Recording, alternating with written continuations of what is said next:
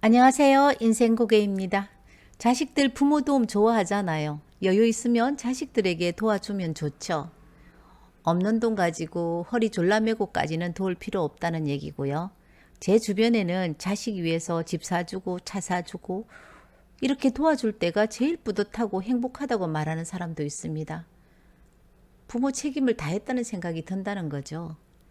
자식들은 부모에게 맡겨놓은 자기 물건 찾아가듯 너무나 당연하게 훅훅 들어와서 장사한다, 차 산다, 하다 자기 자식들 대학 등록금까지 받아가는 자식들 있죠. 어느 날 중년 부인이 오셨는데 요즘 자식들 다 그러나? 생전 집에 오지도 않던 아들 부부가 손자 손잡고 집에 왔는데 앞뒤 말 다 잘라 먹고 할머니에게 나 올해 학교 가요. 책상하고 책가방 사주세요. 라고 말해야지. 이제 두 번은 안 속는다 요것들아. 어디서 수작을 부리고 있노? 손자에게 아빠랑 할머니랑 할 얘기가 있으니까 저쪽 방에서 좀 놀고 있을래? 야 이놈의 자식아. 너 잘할 때 툭 하면 네 알아서 한다고 말 잘하더라. 그런데 네 새끼 책상 하나 가방도 못 사줘서 할머니에게 동양질 시키나? 집 사고 결혼시켜주면 두 번은 손 안 벌린다고 큰소리 뻥뻥 치더니 지금 뭐하는 짓이고? 그리고 네가 알아서 했는 게 뭐 있는데? 엄마는 나한테 뭐 또 많이 해줬다고 잔소리고? 엄마가 해준 게 없다고? 타고 다니는 저 차는 누가 샀는데? 지금 살고 있는 집은 누가 샀는데?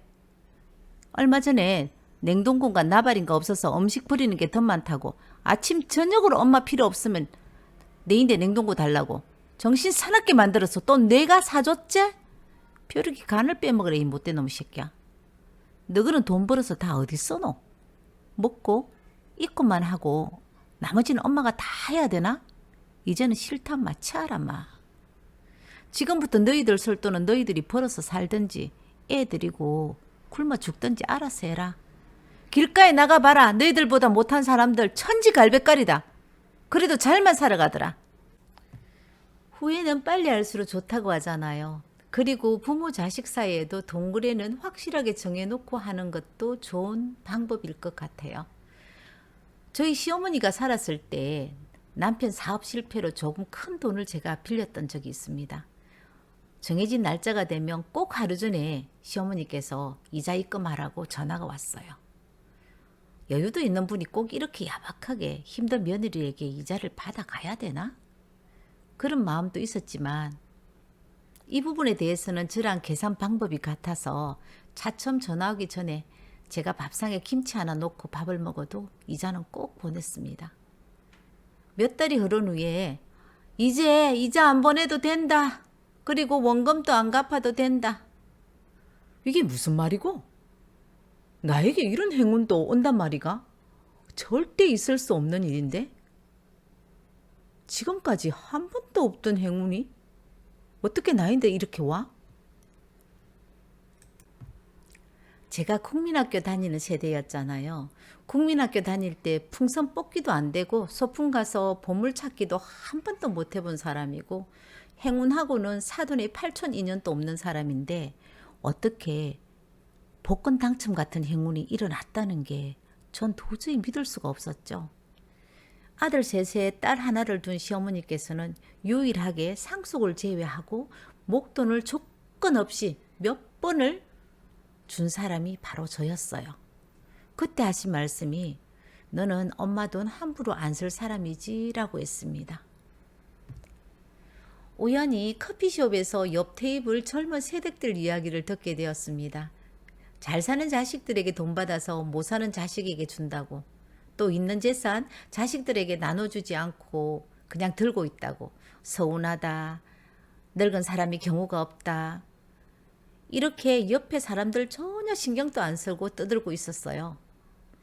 시부모에게 경제적 도움을 받지 못했다고 커피 한 모금 홀짝 마시고 울분을 토하고 또 커피 한 모금 홀짝 마시고 죽어서 가져갈 것도 아닌데 왜 저렇게 욕심만 많은지 모르겠다고 했죠. 나무에 물을 너무 많이 주면 나무는 썩거나 물에 실려갑니다. 자식도 마찬가지죠. 적당하게 자립할 수 있는 능력을 갖추도록 도와주고 넘치지 않는 경제적 지원만을 해야 할 것 같습니다. 너무 지나친 관심도 지원도 자식을 망치는 지름길일 수도 있을 겁니다. 세상에는 공평한 것도 있는 법이에요. 부모는 누구의 자식이었고 자식은 또 누군가의 부모가 된다는 것이죠. 부모가 되지 않고서는 절대 알 수 없는 것이 부모의 마음이잖아요. 우리나라 부모들은 일방적으로 자식들에게 헌신하고 살아간다고 생각을 합니다. 저것들이 나한테 해준 게 뭐 있다고 돈만 속속 빼갔지. 물론 자식 등골 빼는 부모도 있습니다만 대부분 부모들은 믿지는 게임이라고 생각을 하죠. 어떤 부모는 자기는 자식을 위해서 일방적으로 헌신해서 억울하다라고 말하는 사람도 있습니다. 자식이 성인이 될 때까지 기본 먹이고 입히고 재우고 다 했는데 자식은 부모에게 제공하는 것이 없으니까 게임 자체가 안 되는 부모의 일방적인 희생이고 헌신이라고 생각을 하더라고요. 부모의 존재 자체만으로 자식은 무조건 이익을 보고 있는 거예요. 부모는 자식을 끝까지 책임져야 하는 것이 부모의 의무고 도리라고 생각하고 있나요?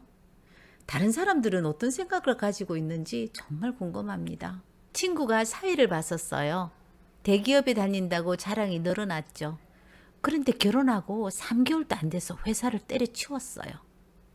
그냥 백수가 돼서 집에서 빈둥빈둥 놀고 있는 것을 보는데 속에서 불이 나는 거야. 그리고 딸 생활비까지 주니까 더 화가 나서 미치는 거예요. 자네는 왜 일을 안 하고 집에서 놀고 있나? 좀 쉬고 싶다고 하더랍니다. 쉬고 싶으면 결혼하기 전에 쉬지. 왜 결혼하고 쉬는데 얌통물이 없이? 엄마, 내가 직장 그만두라고 했어. 우리 집에 돈도 많은데 뭐하러 스트레스 받으면서 일을 해. 엄마도 나에게 옛날에 그랬잖아. 일하기 싫으면 놀아라고. 엄마 아빠 하나밖에 없는 딸인데 먹여 살릴 능력 있다고 했지? 사이도 하나밖에 없는데 왜 자꾸 그래 엄마는? 내가 잘못했구나.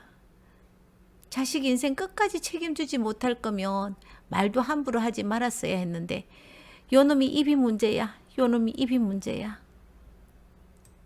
오늘부터 너희들은 엄마 아빠랑 같이 사는 거다.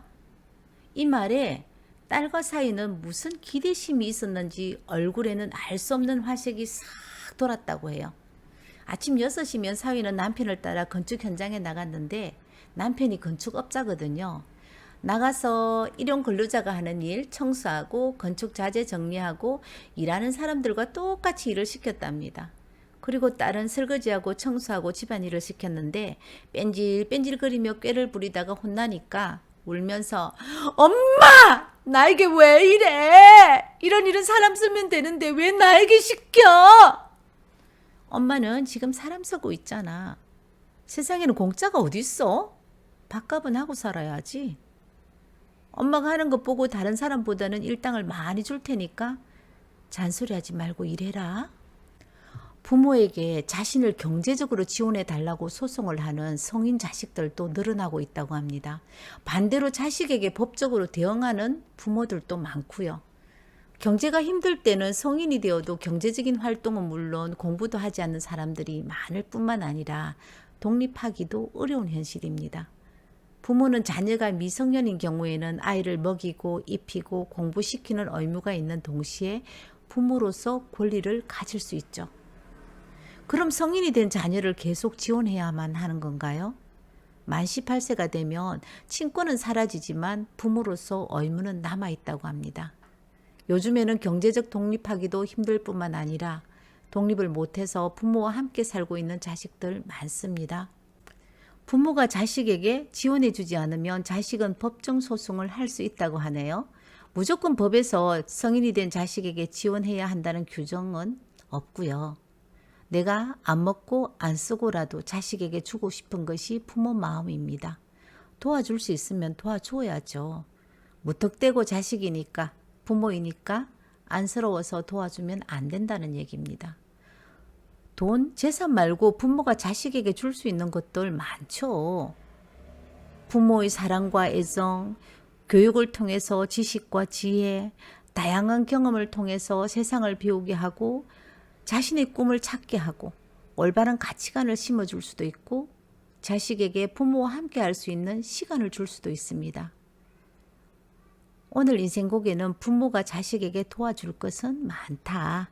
경제적으로 함부로 돕지 말라는 말을 하며 마치겠습니다.